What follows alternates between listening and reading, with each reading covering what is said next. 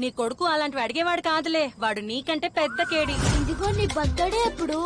April 21st. మరి నీ birthday ఎప్పుడు? నా బర్త్డే పోయిన నెలలోనే అయిపోయింది. నా బర్త్డే పోయిన నెలలోనే అయిపోయింది. అయితే నా కొడుకు అబద్ధం చెప్తున్నాడా? నీ కొడుకు అబద్ధం చెప్పలేదు, కానీ నిజం కూడా చెప్పలేదు. అది వదిలే గాని ఏదో గిఫ్ట్ ఇచ్చానని చెప్పావు కదా, అదెంతైంది? చూడు మురుగా, ఏంటి? నువ్వు నమ్మే ఆ మురుగన్ నీ చెయ్యి విడిచిపెట్టాడు. ఏయ్, ఈ రోజు స్కంద షష్ఠే, పోయి ఈ రోజు మురుగన్ ఫోటో ఇచ్చావు. ఊరికే మాట్లాడుతూనే ఉంటావు. కాలు చేతులు కడుకురా, తిందువు గాని. ఇవాళ షష్ఠి, ఉపవాసం ఉన్నాను, నాకేం అక్కర్లేదు పో. మీ ఉపవాసం గురించి నాకు తెలుసు.